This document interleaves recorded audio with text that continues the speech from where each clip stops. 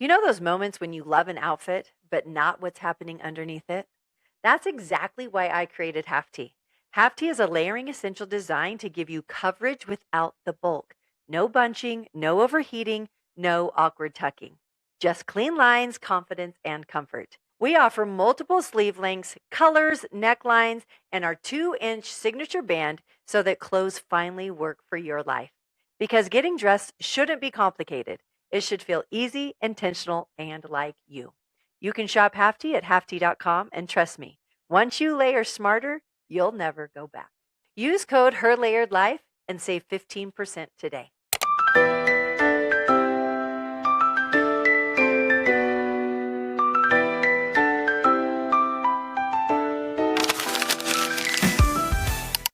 Welcome to Her Layered Life, where we talk with women business owners about faith, family, business, and every relationship in between. Here's the truth. Women drive over $80 trillion globally every single year. Yet only 2% of that money goes into women-owned businesses. What if we took that to 5%? We could change the dynamics of our economy and millions of lives. One story, one layer, one woman at a time. Because her life is layered and her influence can change the world. Today, I'm sitting down with Celeste Dahl, founder of Desert Sage Swimwear, a brand redefining what modest swimwear can look and feel like. Desert Sage isn't about hiding, it's about confidence. It's about intentional design. It's about helping women feel secure and beautiful in one of the most vulnerable categories of clothing, right? Oh, Celeste, 100%. I'm so excited to have you here. Thanks Thank for you. joining me. Yeah, thank you for having me. I was You're really excited when you guys reached out and said, "Hey, let's do a podcast." I said, "Let's do it. Let's do it. I love to talk." I love it. Celeste and I, Half Tea and Desert Sage, is going to be doing a giveaway this month, Yes. right? Anyway, so I'm super excited to be able to do that. It's going to be a fun one. Oh yeah, 100%. I'm excited. 100%. So let's start. For someone who has never heard of Desert Sage Swimwear, how would you describe your brand in your own words? Oh gosh. Probably just looking at like redefining what we see as like modest swimwear, right? Because I think that a lot of times when people hear modest swimwear, they think of like just like one pieces or ones that like completely cover you. And I was like, no, like modest can just mean that like you're being covered where you feel like being covered at, right? And so like my main thing was like my chest area, especially after I had kids, like the back of the swimsuit, and just making sure that as a mom and like a new body, you were covered when you had to be active with your Oh, kids. absolutely. Absolutely. Tell me, what year did you guys start? So I started it in 2022. Okay. Awesome. Yeah, so it's just been under 4 years. So I Yeah. guess I'm starting like my fifth season here. Is that a shocker? Oh yeah. Did you have any idea? No, because from the beginning I told my husband I was like, I don't know if this is going to work, but if it is, it's only going to be positive, and if it's not, I'll just try to find something else or just, go about my business. But I just Right. decided to, give it a shot, and here we are, years later, and there's still sometimes I'm like, I don't even know what I'm doing still. And he laughs at me because he's like, "You've been doing this for like almost 5 years now." I'm like, "Yeah." And half the time I still have no idea what I'm doing. I love that we had that was a thread of info on this last podcast. We had Lindsay. Wasn't it Lindsay? Oh yeah, Lindsay and Brandy. So Little Milk Bar and Evio Beauty, but both super successful business owners. And I think it was Brandy had this mentor, billionaire, like super duper successful, and she went to him and asked him a question, and he basically says, Brandy, I don't know. Like, I don't know what you should do. Like, I don't know your business. And Lindsay said the exact same thing. At the end of the day, we really none of us really know exactly what we're doing, but we do know our business.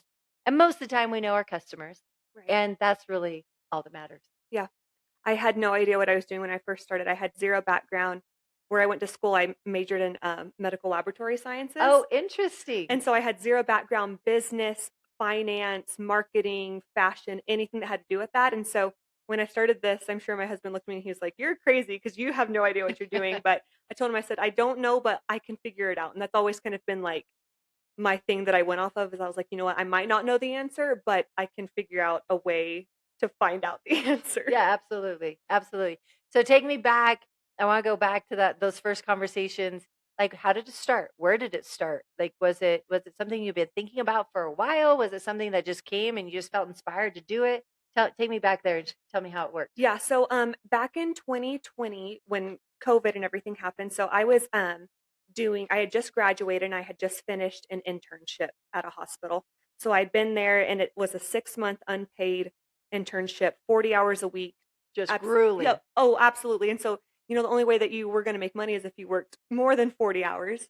And luckily they hired me straight after my internship was done. I worked the night shift for a bit.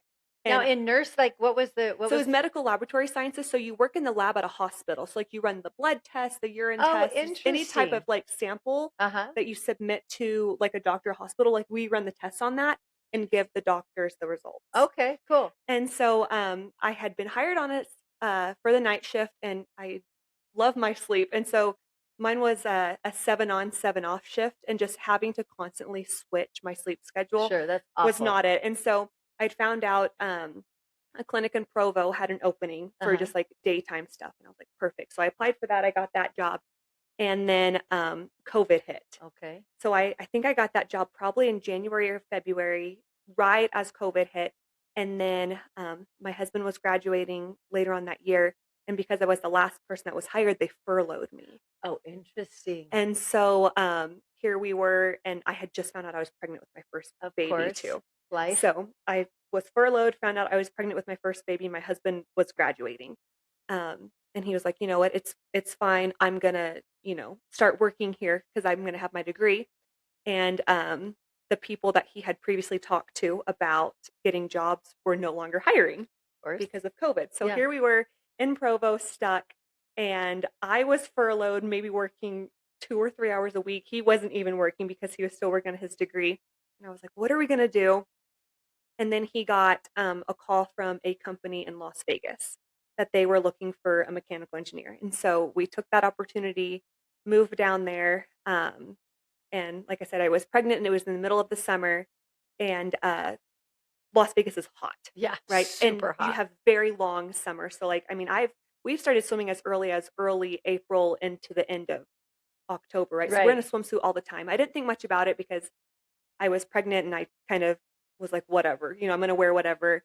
And then I had my baby. And so that following year in 2021, I was looking for suits and I couldn't really find exactly what I was looking for, right? Because I'm chasing around this little toddler. I'm trying to think of how old she would have been at that point, like 7, 8 months old. And she was an early mover. So she Mhm. was walking and like moving around a lot really early. And so here I am, I'm chasing, this little baby around, having to constantly bend to pick her up, at the pool or, picking up toys and sunscreen and just always bent over. And so it's like, okay, I don't need a swimsuit that's going to ride up every single Right. time I bend over. If I bend over my chest area, I don't want Your boobs my hanging my out. new girls that Yeah. are massive Yeah. because I'm Yeah. breastfeeding, Yeah. hanging out. And so I was looking and I just really couldn't find stuff that I wanted because I was also really particular about like the little strings, right? Because if a toddler pulls on that, Yeah. babies, they grab and everything.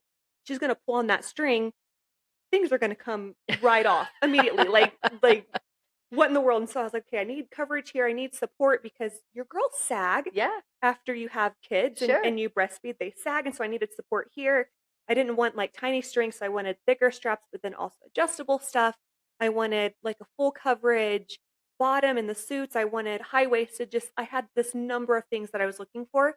And I couldn't find it. And if I found something that was kind of close that I felt like could work for a 2-piece in particular, they were so expensive. It was like $80 for just the top Right. and then like another $80 for the bottom. And it's like, I'm spending $160 on one swimsuit. Yeah. And then, when I tried to go the one-piece route, they were just still so expensive or like I just kind of didn't like it. And so because we were in the suits all the time, I was like, there has to be like at least something, right? And I couldn't find it. And so I told my husband, I said, what if I like tried to start a swimwear brand? Because we're in swimsuits all the time. Here I am postpartum. I don't really know, like a place to go to find stuff that's gonna fit my body how I want it to. And he was like, yeah, like if you know what you're doing. And I was like, well, I don't, but I'm sure I could figure it out. And so it just kind of went from there. I had, samples, tried out numerous different manufacturers and trial and error with sizing. I feel like I still struggle with sizing sometimes, not gonna lie. Like that's still like It's so hard. yeah. Tammy and I had that conversation this morning. Literally this morning, she's like, our nemesis will Yes. always be different body types Yes. because we are so significantly different, Yes. and we're trying to fit the body, Mhm. the parts of bodies that are always changing, Yes. right? And that most women hate. Mhm. We hate our arms, we hate our butts, and we don't want our boobs hanging out, Right. especially moms and when we're in that stage. And so she was like, it'll always be our nemesis. I said, I Oh know yeah. it will. Well, in manufacturers, they typically like to grade, Great. I know. right? And so Yes, they're I like, do. "Oh, give me your like bottom spec, which is a small, and we'll grade it from there." And I tried that, and I was like, "You No. guys don't know what you're doing. You guys have no idea how to grade."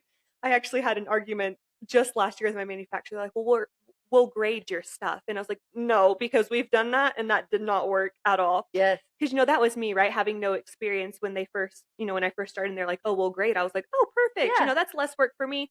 No, Mm-mm. no, don't let them grade the sizes. And No. so that was like probably the main thing that I struggled with, and I feel like I still struggle with it sometimes, especially new designs. Was like the sizing, right? Because I Sure. didn't know how to do any of that. I didn't know where to start. My friend was like, "Oh, she has a little bit of, she had like a little bit of info on like manufacturing." So she was like, "Are you going to send them a tech pack?" And I was like, "Tech pack?"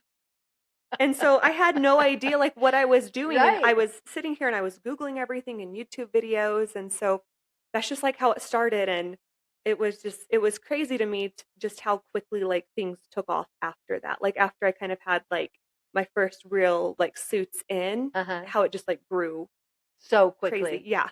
So and do you feel like that's because you knew you almost got instant Hmm. gratification, right? As far as, oh, I'm not the only woman Right. that has been searching for these certain aspects in a Right. swimsuit. Right. So, when I was thinking about like how I was going to get this out, because my other thing was that I didn't want to like go into a lot of debt, right? Because we had just got out of COVID. I wasn't working, he wasn't working, Right. right? And so I was like, the last thing I want to do, like less, I mean, COVID might have even still been going on at that point, right? Like 2021. Like I Yeah. feel like they were still like they were starting to kind of open Yeah, back yeah, up. yeah.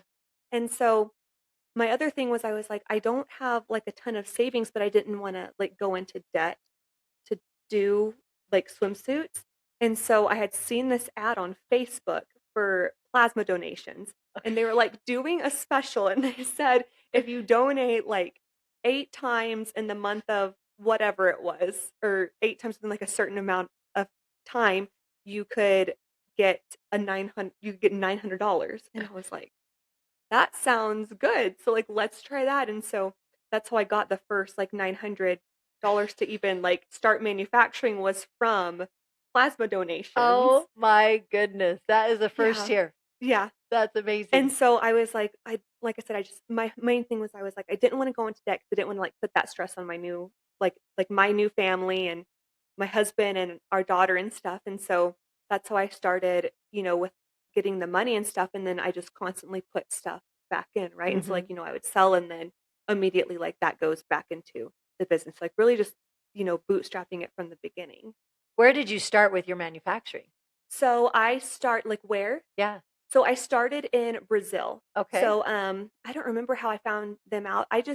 A lot of my stuff came like from Google and YouTube, and like buying little, like people have like little kits that you can buy, like PDFs, you know what I mean? Yeah. And so I had bought this girl's PDF where she had like a list of different manufacturers. There are some in China, obviously, England, um, Brazil, Bali, Wow. Indonesia, and I just tried a bunch out until I found like a couple that I liked. And so even still to this day, I don't use just one manufacturer, because what I found, I'm sure you found that with half tees, is that some people are way better in certain areas than other people. So like for example, for kids swimsuits, I have a manufacturer that I only use for kids. Oh, And then I have a interesting. different one that I only use for adults. Uh-huh. And so it's just like finding the ones that specialized in what I was looking for. Yeah. But then also ones that had like previous um like knowledge of like the type of swimsuits that I was looking for, right? Right. Because a lot of manufacturers, when you go for swimsuits, they're going to give you the little tiny ones that you Right. walk and they're going to ride right up. And so just like making sure that, have you guys had any experience in like more Full full coverage coverage. or like Right. skirts or shorts and stuff? Interesting. Yeah. How fun. That is so sick. So you didn't start with any factory or fashion design background. No. Nothing like that. No. And then so what was the first practical step you took into that world? Like you were I mean, I know Mhm. you design Mhm. all your own suits. Like what did that look like? What did your first swimsuit describe your first swimsuit that you Oh designed? gosh. Okay, yeah. So I went online, right? Because I knew places that were selling suits. And so I had like probably like 10 different images, right? That I was like, okay, I like this part of this swimsuit, this part of this swimsuit, this part of this swimsuit, but nothing that was like all of those pieces together. And so I had YouTube I like looked on YouTube how people like sketch designs and they use an app called Procreate. Okay. And so I had got this app and you have to like pay for it, whatever. It's not that expensive, maybe like $4. And so I had got that app and I started like messing around with it. And of course I didn't know what it was. So then I had to watch another YouTube video and it like showed me the basics of Procreate and like how to like sketch stuff out. And so here I was, and I would have like my images, like my inspiration images of like different parts of the suit that I liked on my laptop. And then on Procreate, I would just start drawing, Okay. right? Like I would look at that and be like, okay, I kind of like this part, but I want to add like this in. Or like, I kind of like how they have this stitching, but I wish they had this part instead. And so it was really just like looking at an image and then piecing together different things until it was like, okay, this is like the suit that I would want. Like I like the adjustable straps of this one, or I like, the thickness of this one. I like the band of this one. Like I said, nothing was all together. Mhm. And so that's kind of what I did was I wasn't very good at drawing either. And I was like, this looks terrible. But yeah, and so that was just like kind of my design process when I first started because I didn't even know what would work. Right. Right? Because like I could have this idea in my head and they would be like, that's not possible to do. And so it was just pulling together different images until I found um, ones that I liked and then just sketched it based off of elements of all of those things put together until it was like, okay, this is what I'm looking for. Yeah. Yeah. And then you took that to manufacturing. Have you hmm traveled to any of these countries? No, so they do a big convention in Las Vegas called Magic. I don't know if Oh, you've heard yes, of I that. love magic. Yeah. Magic, yeah. Yeah. And so the good thing about Magic is like they vet their manufacturers, right? So Okay, they're yeah. gonna send good I people forgot they do in. that side of it because I've only ever done the, Right.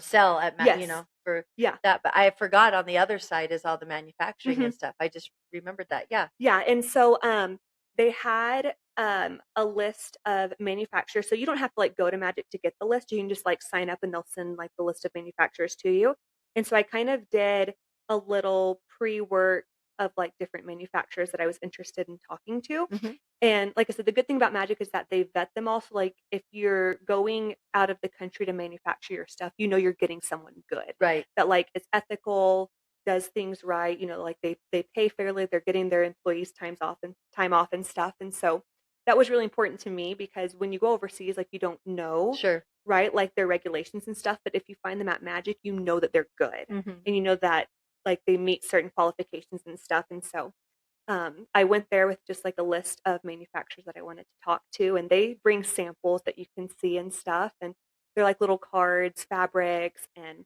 a lot of them obviously do swimsuits. And so that's how I kind of found ones that I really liked because I could go and talk to them, like the workers and stuff, and like actually see the product in person instead of just sending out a Sure. sample or like Sure. a sorry, instead of just like sending out a tech pack and hoping that they Yeah. get it right or like Right. that the fabric's good, I can go in person, see it, feel it, touch it, talk to them. And so that's kind of how I found the ones that I use. Huh. That's so interesting. Yeah, I forgot Magic did that. We've done Magic a couple times, and I've always been on that side. But Yeah.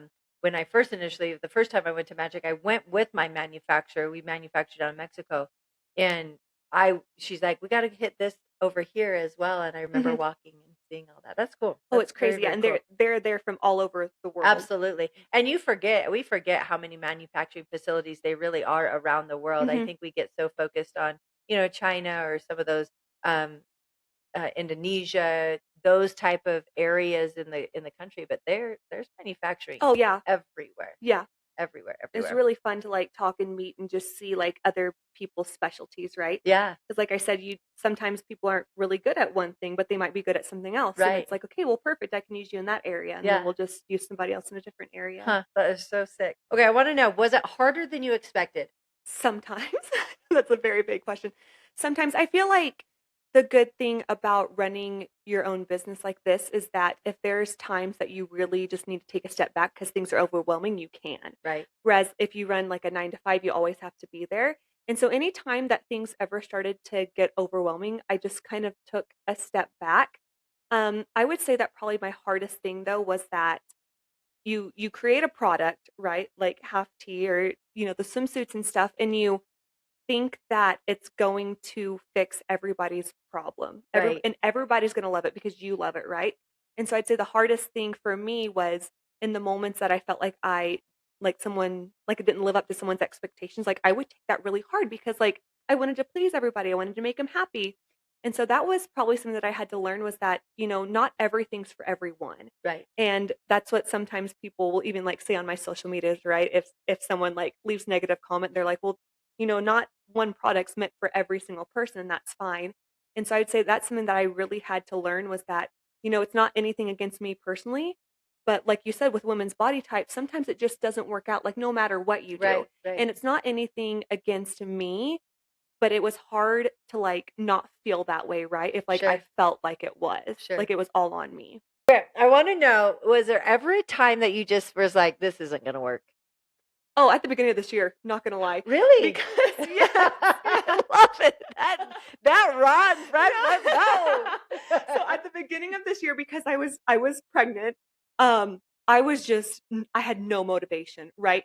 So I also just have like really low iron and like low energy in general. And so at the beginning of this year, when I was like trying to get ready for spring and I wanted to sleep all the time, I was in my first trimester, I was so tired. I mean, this is like January, Yes. right? So we're talking like Like 2 months ago. yeah, like 2 months ago. And I was taking a nap every single day. So like my daughter would go down for a nap, the other one would be at school, and I would take like a 2-hour nap, Yeah. right? And then I'd wake up and I just am groggy, but I have no energy. And then having to think about doing the business on top of this. Yes. And I even told my husband will listen to this and he'll be like, oh yeah, 100%. And I was like, I don't know how much longer I wanna do this. And he Yeah. was like, "What? You're doing so good, like, last year was your biggest year." And I was like, "I know, but, like, I'm so tired, and here we are with our 3rd baby and everything." And he was like, "Well, let's just wait, right? Like, you don't wanna make a snap decision because I do that sometimes." Yeah. He's like, "Let's just wait."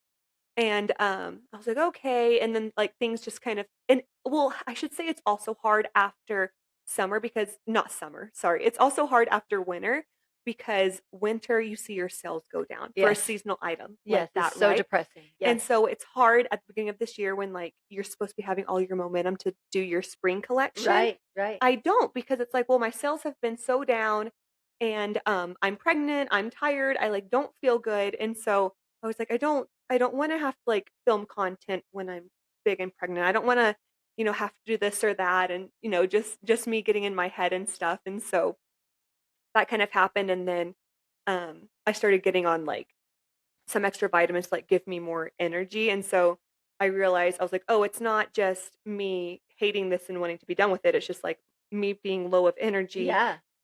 Excuse me. Me being low of energy, chasing 2 toddlers around, being pregnant, that's causing this, Right. right? And Right. so that's so funny that you asked though, because yeah, at the beginning of this year, I was like, "I don't know how much I wanna do this," and I had even called my dad, and I was like, "Really?" And I was like, "Yeah, I'm just so tired, and we have a new baby coming," and all that stuff, but like I said, after I kind of got through a little slump for a few weeks and, like, started posting content again that, like, I I felt good about and stuff. And it was like, oh, you snap right Yes, out of it. yes. But you definitely can get in slumps, especially, like I said, when you have a seasonal item, because Mhm. your main seasons that you start selling is like March through like maybe September. And then like it kind of picks up around the holidays because Mhm. people have like Black Friday sales and vacation. But there's a good point in there that your sales are down and you're like, I don't have motivation because like it's not doing good. But Right. then I just have to remind myself it's not doing good because that's not what people are looking for right now. Right, exactly. Yeah. That's awesome. That is Yeah. I love that it just was literally 8 weeks ago. Yeah. Oh yeah. That's why I said my husband's gonna listen to this and say, yeah, yep. Oh, that's Yeah, awesome. he was there with me when I was like, "Oh, I'm so tired." That's awesome. So do you feel like starting Desert Sage was a God thing? Maybe a little bit. Maybe a little bit. Like modesty is a big thing, right? And Yes. so that was a big part of like growing up for me too, was just like, like the modest swimsuits covering, like the appropriate areas of your body and stuff. And so I feel like that definitely played a huge part in it because I wanted modest swimsuits in it, but I wanted them cute too, right? Um and, I wouldn't go to, like, string bikinis or anything, so I would say that, at least, like, Faith and stuff had a big play in it, right? Because I wanted other girls that wanted to be covered to have cute options as Sure. well. Sure. I love it. Tell me, swimwear is super vulnerable for women. Mhm. Like super duper vulnerable. Why do you think that is? I think that as women, we get in front of a mirror, right? And we look at ourselves and we start nitpicking, right? And we're like, "Oh, I have, like, a spot here," or, like, "My eyelashes are, like, falling down here," or, like, "At this angle, my nose looks weird," or, like, "My lips look weird." Or you're standing in front of your mirror postpartum and you're looking at, like, your stretch marks, or you're looking at, like, little lines that you have or your cellulite and whatever, and so when you're in a swimsuit, right, you're in essentially your underwear, right? Because your underwear that you're wearing is the closest thing to your body, and you take that off to put on a swimsuit, right?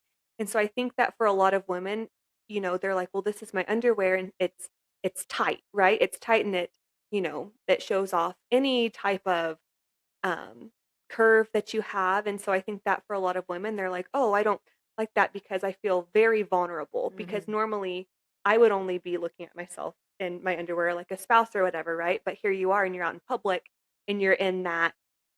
And I think that that's why a lot of women really struggle with it. Sure. Tell me, what have you learned about body image since doing a swimwear? Yeah. Oh gosh. Probably just that you can design stuff that would look flattering on anybody, like even two pieces, right? Because a lot of two pieces they're meant to be small, right? Like they're meant for tanning. Bikinis were meant, to like show off and stuff. And so for body image, you just have to realize that, there are ways that you can accentuate your body without it just being so small, Mhm. right? And like how to like, have it fit on curves in a way that looks flattering instead of like pinching, right? And just realizing that, you know, you can look beautiful no matter what you're in. Um, and that can be kind of hard because, like I said, we nitpick ourselves. Um, but just, I've had a good opportunity to be around like women of every single size, right? Extra Right. small up to 3XL. And just being able to talk to them and figure out what their issue was with swimsuits and then being able to design things around that to help with the self-confidence, right? Because if they're self-conscious of, like their chest showing, well then we can fix that. Right. Right? Like we can add more material there. If you're, self-conscious of any area right in through here, we can make that high waisted to help you with that, to help you be more confident. Or we can add a skirt or we can add shorts, to cover up those areas that like you might be self conscious of. But just because it's a swimsuit doesn't mean that you still don't deserve to feel good about yourself. Sure. Sure. So we're headed into swimsuit season. What would be your top advice? But I'm talking like more Hmm. stylistically, like what are things we should look for in a swimsuit Hmm. that's going to be the most flattering? Most flattering, yeah. So, one thing that I would say is definitely this depends on, like, your chest area, but like I say, I focus more on moms who typically have bigger chests or Mhm. saggier chests, and so if you're looking for, um, like, things that are gonna support, like, your heavier chest, you're gonna want something that has, like, the thicker straps, right? Okay. Because if you get those really thin straps, they dig, Right. right? Like, you think about your bra and stuff, like, they dig into you, And so if you have like a heavier chest, that's something that you're going to want to look for. If Okay. you know that your chest is naturally heavier, that you tend to sag more, the thicker straps are what's going to be good for you. Whereas if you have a smaller chest, obviously you can get through with like the thin straps and stuff. I would also say a lot of people have concerns with, like C-section scars. And so if Okay. that's like something that you have, or maybe you have like stretch marks there that you're self-conscious of, you're going to want to go like high-waisted and stuff to really cover up that area. Um, and then the same with like, I know a lot of girls are kind of self-conscious, like obviously like their butt area or like their cellulite there, right? And then you're going to want to look for like skirts or shorts. One thing though about shorts, which we designed them like this for that particular reason, is that if you get the shorts with like that front seam in the middle, Uh-huh. it's going to give you camel toe, Okay. right? And so like when you're looking for shorts and stuff in that instance, you're going to want to make sure that there's no front seam there. That way it doesn't like ride up and just completely slice you Okay. through the middle. Okay. That's really smart. Hmm. I'd never even thought about Yep. that. That's really smart.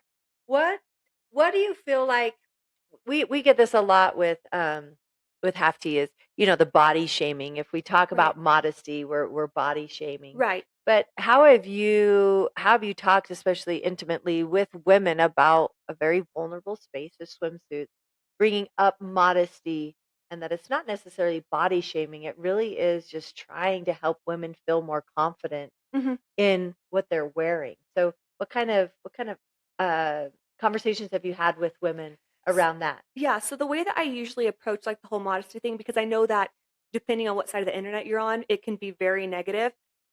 Whenever I try to like post stuff, I try to use the wording more of like, I wasn't comfortable, Mhm. right, showing my body in this way, so this is what I did instead, Oh, right? interesting. That way there's no shaming on either end, right? Like I'm Right. not trying to shame somebody that chooses to wear, one that, might be a little smaller, but at the same time, it's not bad if you choose to wear something that's more coverage. Right. I try to always promote it in like, this is what I wanted and this is what I did about it, if that Okay. makes Yeah, it sense. does. Yeah. That really makes sense. How has an entrepreneurship stretched you? Oh, out of my comfort zone. I think that I feel like I've always kind of been outgoing and bubbly, but talking to strangers, especially like in any sort, what's the word? Like when you go to like a Networking. thank you. Yes. Thank you. I couldn't think. Yeah.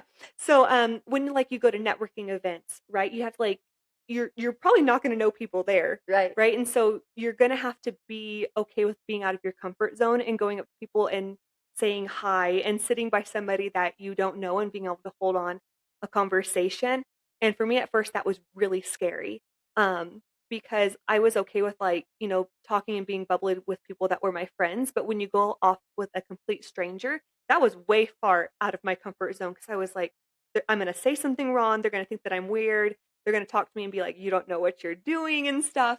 And so it was that really stretched me with just like having to be confident in myself that I could go and I could talk to people because that's a huge part of business, right? Is marketing and knowing Mhm. other people because you never know when someone that you meet is going to be able to benefit you, right? Or Right. like be instrumental in you. Like if you have questions that that you can go to someone for that has previous experience, like that's really important Sure. because a lot of people they don't know where to turn. Like when I Sure. first started, I had no idea. I turned to, the internet all the time. And Right. now because I've been able to go to like networking events and talk to people, meet people, um, it's been really nice because I have like a whole list of people in my pocket that if I have a question that I want answered, I can go to them. Sure. And it also helps because I do like pinners conference and like Oh, some sure. pop-ups and stuff, just being able to like be confident in talking to people. That's awesome. That's Yeah. awesome.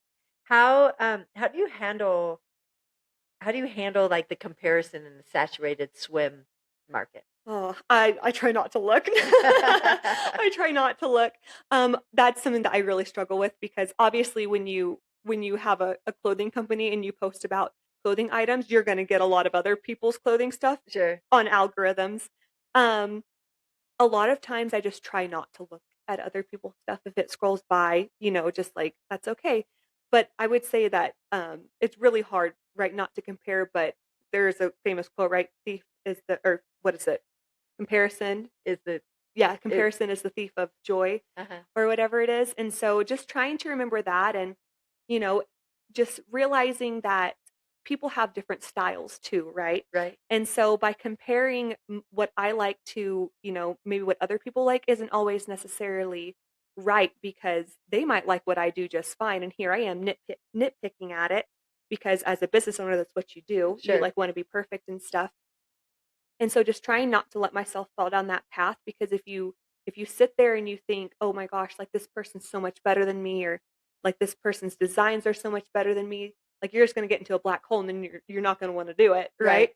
right? And so just reminding myself like, "No, like I created this brand and I have sales and I have like a whole social media presence that they all think I'm awesome. Right. So Right. I am awesome." Right. And so just just trying to remain positive and recognizing too, I think that's a big point. If that looking at somebody else's stuff and having you compare yourself to them is making you upset, you need to stop, Right. right? Because that's all that you're gonna do for like, the rest of the day, the rest of the week, the rest of the month, is you're gonna sit there and you're gonna feel negative about yourself. And that's like the last thing you want to do as a business owner, is sit there and realize like, oh, I'm not as good as this person, or like I'm not as good as this person. And so just being like mature enough to take a step back and say, no, like I'm good. And if I'm looking at this and it's making me feel bad, I need to stop. Yes, exactly. Yeah. I love it. I love it. All right. I want to know, like, do you ever get people always ask, do you think layering's ever going to go out? And I say, heck no, layering is so much a part of our lives, right? But do you ever feel like, especially as trends shift to less coverage, I mean, I feel like we just get skimpier and Hmm. skimpier. But you probably can already, I mean, I can actually answer this in my head, but how do you stay rooted? Like, how do you stay like rooted in your mission of modest swimwear? Yeah.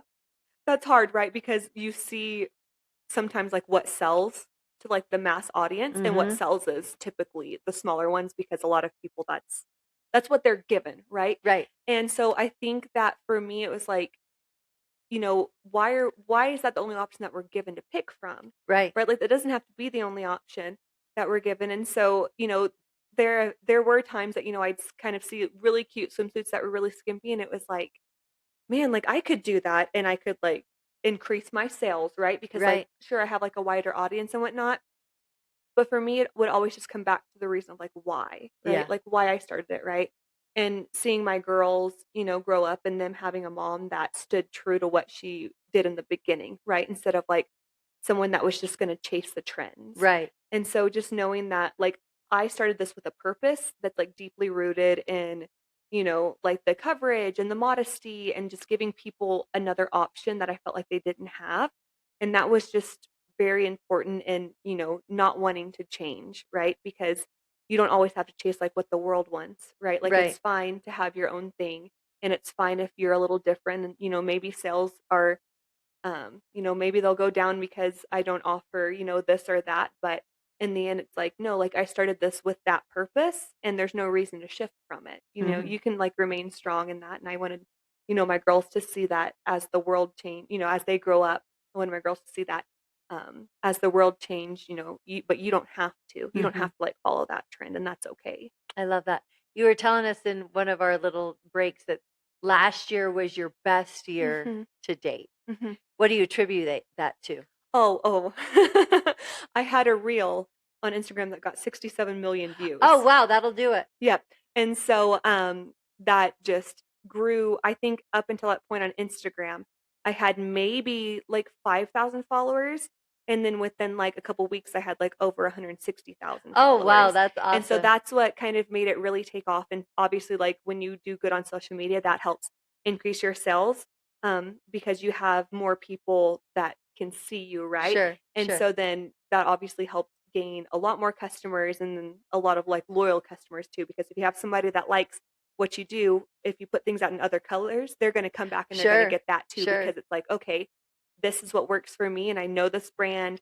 I know, like their sizing and all this. And so that really was what contributed to it. A Really? hundred That's percent, a awesome. hundred Good for percent, yeah. you. Because I think my first time running ads was even last year. Like I didn't run any type of ads Uh-huh. up until that point, and so it was all organically grown, which I think was good too. Yeah, that's beautiful. That's beautiful. I had no idea that that was kind of Yeah. that big turn, but you're right. Social media. And especially social media when being used in a way that is attracting the right demographic, Right. right? Mhm. That people are like, oh, finally, I Right. found someone that I found a product that I can wear and I'll feel comfortable in. So, what has building this company revealed to you about you? Oh, that I can do it. That I can find solutions to problems. Um, I feel like in high school, so I'm from a really small town in Arkansas, and so, I feel like I wasn't necessarily challenged, like, academically a lot Hmm. until I got to BYU, Hmm. and then I realized that I wasn't as smart as what I thought I was, right? Right, right. Just to be, like, plain like, Yeah, honest, right?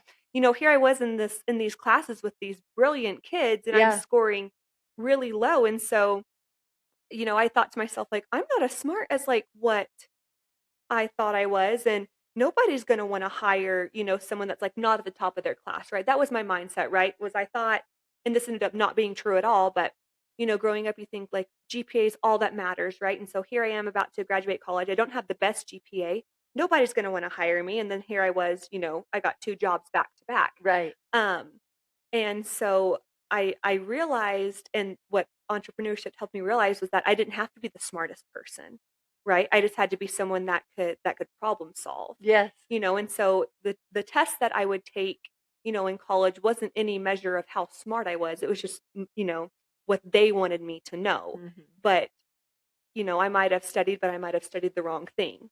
Because there was times that I felt very well prepared for a test and I went in and I was like, I didn't study the right thing. And here I am and I'm going to, do really bad on this test and I'm going to feel stupid when Yeah, everybody's score comes out and here I am yeah. really low and stuff. And so I would just say it taught me that, I don't have to be the smartest person in order to make things work.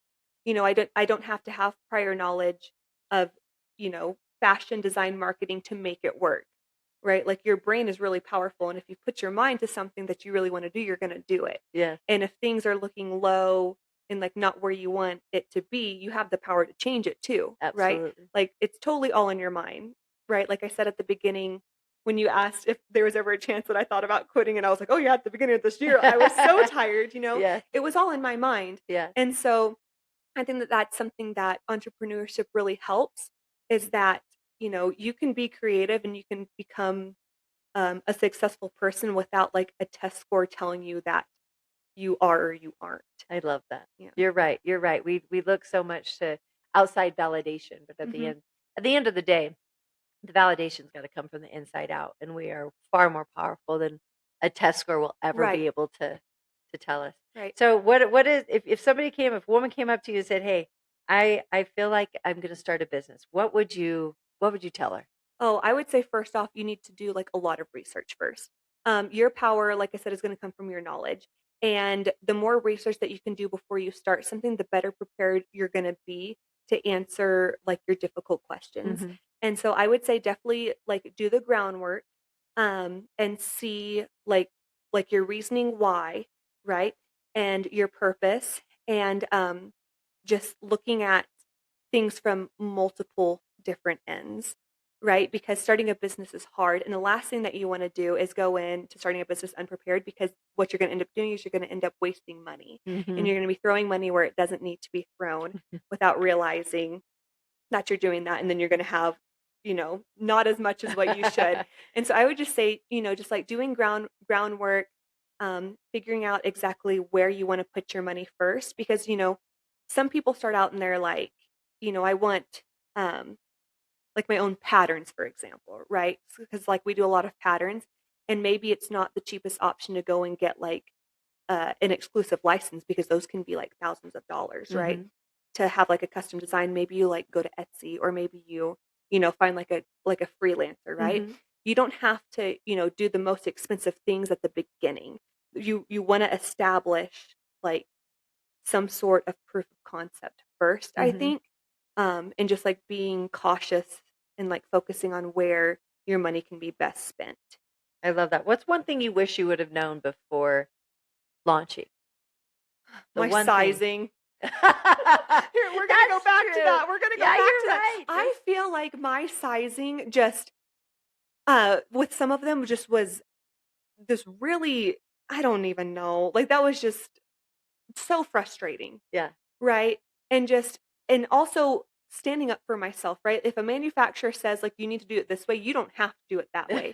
And then the other thing is, just because you use somebody one time also, I'm, like, a pretty loyal person, like, if I'm gonna use something one time, I'm probably gonna keep on using it. But with manufacturing, you don't need to be that way because you're hurting yourself really, because there could be somebody that's doing it better.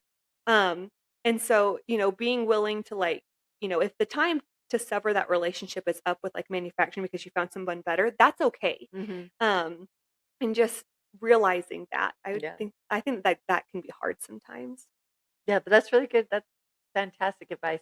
It is tricky. Sizing has always been the nemesis. Yep. And I don't know if for those of you listening, but that is 50% of clothes that are made only fit, or I mean, clothes that are made only fit 50% of women's bodies. That's And so crazy. the other 50% is out there wondering how the heck to make things work, Mhm. right? And that's the problem with the natural grading system Yes. is that people grade us as if our bodies grow all in rhythm and exactly the same, Yes, right? As they don't. women, we all gain weight in different ways in different areas.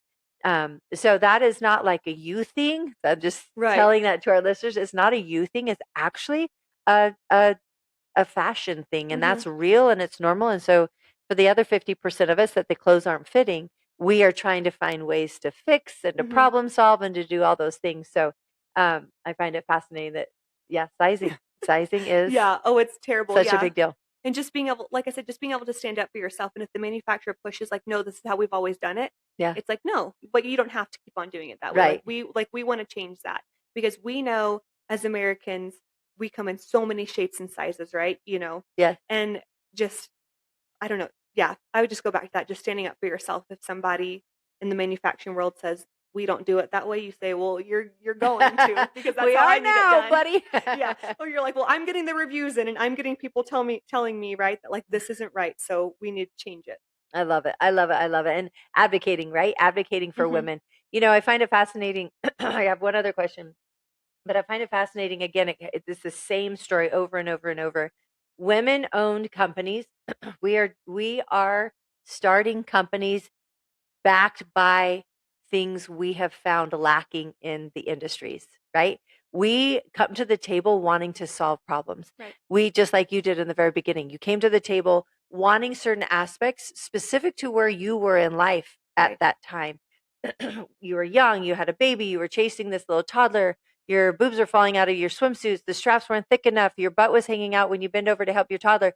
Like all these little things, you came to the table, you recognize, hey, I'm not the only woman out Mhm. there. I'm not the only mom that wants to be functional at Mhm. the swimming pool, right? And With our not kids. spend $100 on a swimsuit. Right. And we want it to be practical and affordable, Mhm. right? And I really think that comfort, when you do research on women, the number one thing, 80% of women want to be comfortable in their clothes. That's the Mhm. most important thing to them, right? And then the second one is functionality. Third one is expense. How Mhm. expensive, and women will decide to spend money on certain Right. things, but for the most of us, we're really economically minded, right? That's Yes. something that's important to us. But this is just kind of a little plug in the importance of supporting women-owned companies, Mhm. because we really have gone through the trenches of trying to design and uh, just I'm going to say stick with design products that will help you better every Right. day in your everyday life, right? Whether Yes. that's at the swimming pool, whether it's just getting dressed, whether it's during nursing stages. I'm thinking of all the things. Brandy that was on, she designs makeup that actually takes in the reality of how stressful women's lives are Mhm. and puts products and ingredients that helps with the natural stresses of life. Right. Like it's crazy to me. All these women that we've interviewed over the last few months, their brands are designed to help our lives be better Mhm. and more comfortable. So that's fun. That's super cool. Tell me, I love to end with kind of a shotgun round, like just ask you a bunch of questions. Okay. I've just got four, but I Okay. want to know: are you more of a beach or a pool? Oh, beach. Beach, hands down. Yeah, Yeah, hands me down. too. Hands down. I love the 100%. sand. Unfortunately, sand gets everywhere, but I love the sand. I love the sound of waves over than just like a splashing of a pool. Yeah, So I agree. beach, 100%. 100%. Me too. One word to describe desert sage. Functional. Love it. Love it. functional. The piece in your collection you're most proud of. Ooh, okay. That one would be my sage suit. So, like, either the two-piece or the one-piece, it doesn't matter which one. That was, like, the one that, like, I picked the pattern from the beginning, and I, like, decided that one was gonna have the men's and the kids. That was, like, the first one that I decided was gonna be the family suit. I It's love been it. my most popular one, and so that's the one that by far I'm the most proud of. It still sells the best to this day, so Really? mhm. That is so cool. And then tell me, what does a layered life mean to you? Layered life. Um, Lots of moving parts. I think, as an entrepreneur, but then also a mom, you have lots of layers there, right? Like you're a businesswoman, and then you're a mom, and then you're a wife, and you're a cook, and you're a cleaner, and you're a chauffeur, and you are a teacher. And so I would say that just a layered life is being someone that um, is in charge of multiple things and that can balance those type of things, right? Mhm.